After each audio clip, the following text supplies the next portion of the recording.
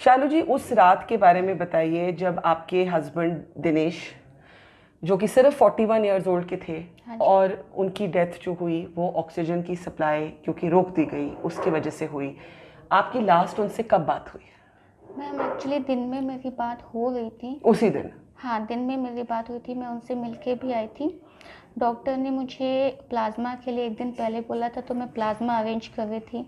उसके बाद उन्होंने मुझे बेवतास करके एक इंजेक्शन है जिसकी बात 50 जो बाहर की शॉप में थी, और जिसका 50,000 कॉस्ट हाँ है। जी 50,000 बाहर से थी और हॉस्पिटल के अंदर वाले में 63,000 कॉस्ट थी। तो तकरीबन 3-4 बजे तक मैंने प्लाज्मा अरेंज किया। उसके बाद बीच में मैं डॉक्टर से मिली। डॉक्टर ने मुझे बोला कि मेरे हस्बैंड का 10 पॉइंट पे 95 टू 97 ऑक्सीजन लेवल चल रहा है, तो ऑक्सीजन मतलब सपोर्ट है। ऑक्सीजन ठीक चल रहा था? हाँ जी। और बोला था कि वो पूरा दिन बैठते हैं, ठीक है, अभी रिकवर कर रहे हैं। उसके बाद मैं मेरे हस्बैंड से मिलके भी आई थी। उन्होंने खाना खा रहे थे, कुछ क्लिक्स भी किए थे मैंने कि घर में भेजने के लिए। और उसके बाद जैसे मैं थोड़ा नीचे आके, क्योंकि ज़्यादा देर रुकने नहीं देते, नीचे आके जो भी बातचीत की घर पे, बताया सबको ठीक है। रात को तकरीबन 11:30 बजे के करीब पहले फ़ोन बजा। मैं पूरा दिन और रात हॉस्पिटल में ही स्टे करती थी, तो मैं वहीं पे थी। फ़ोन चार्जिंग पे था, मैंने कॉल मिस की। दोबारा बजा, मैंने जाके फ़ोन उठाया क्योंकि चार्जिंग पे लगाया हुआ था। 11:36 थी। मेरे हस्बैंड ने मुझे बोला कि आप ऊपर आ जाओ। मैंने बोला आ रही हूँ, मैं आ रही हूँ। और उसके बाद मैं ऊपर गई तो मुझे 5th फ्लोर पे सीसीयू में मेरे हस्बैंड थे।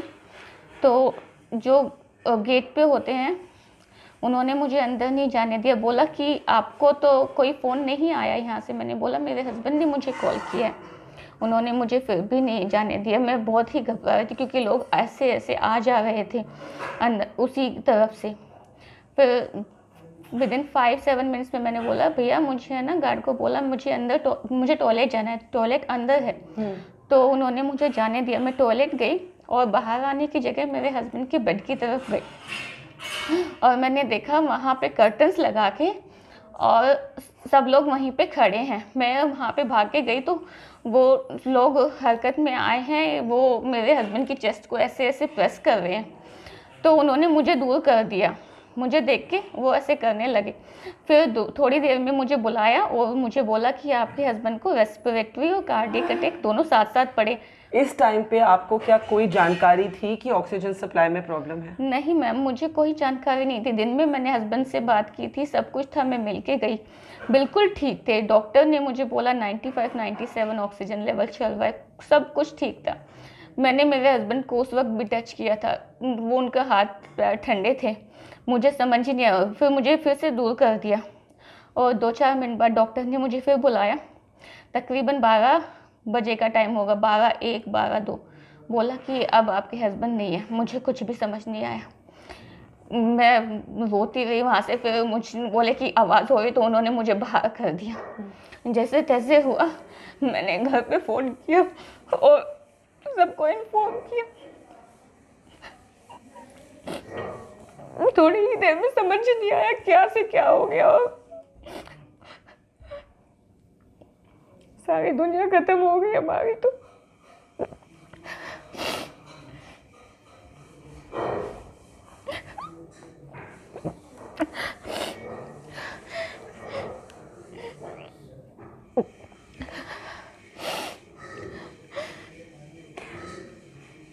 आप किसी को क्या बोल सकते हैं who has been through something like this?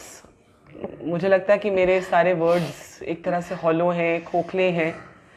मैं सिर्फ ये समझना चाहती हूँ कि कभी भी हॉस्पिटल की तरफ से कोई एक्नॉलेजमेंट हुई कि ऑक्सीजन की कमी थी? नहीं मैम, कोई भी कुछ भी नहीं पता चला। इवन जब तक डेथ होने के बाद भी मुझे खुद होश नहीं था कि क्या हो रहा है। उन्होंने मुझे बाद में बोला इनकी तबीयत ख़राब है, ये 2 बार इमरजेंसी में भी जा चुके हैं। उस दिन इमरजेंसी में रात को जहाँ बेड खाली नहीं होते थे, पूरा इमरजेंसी खाली था, एक भी पेशेंट नहीं था वहाँ पे। मुझे फिर से मैंने बोला मुझे वहीं पे जाना। मैं हस्बैंड से 3-4 बार जाके देखा, मैंने उनको फिर से किया, लेकिन वो नहीं थे। वो उनका हाथ पैर ठंडे बिल्कुल हो चुके थे, अकड़ गया था शरीर।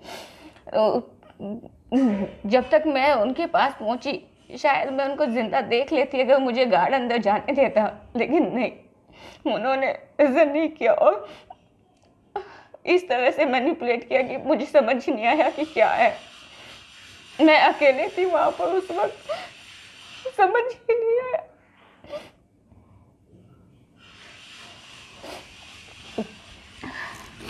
जब सुबह ऑक्सीजन सिलेंडर्स आ गए थे और लोगों ने हल्ला कर रखा था ना, सिर्फ तभी पता चला कि ऑक्सीजन की शॉर्टेज हुई है, जिसकी वजह से अगले सुबह की बात कर रहे हैं। बिल्कुल। अच्छा, क्या हुआ जब आप अगले सुबह वहाँ पे गई?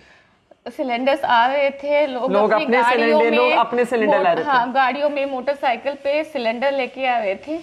और मैंने न्यूज़ में भी देखा कि रात को भी सिलेंडर का बड़ा टैंक आया था, जो उन्होंने पता नहीं एक्सेप्ट किया नहीं किया, लेकिन उसका अब करे क्या। बट जो भी हुआ है सिर्फ मेरे साथ भी नहीं, बहुत लोगों के साथ हुआ है। मेरे तो 2 छोटे छोटे बच्चे हैं जिनका समझ ही नहीं आ रहा कि कैसे करूं। क्या नाम है बच्चों का? मेरा बेटा 6 साल का है, नाम है रूबन कटारिया, और बेटी 11 साल की है, यास्मिन कटारिया। आपने इनको क्या समझाया कि इनके फादर की डेथ कैसे हुई?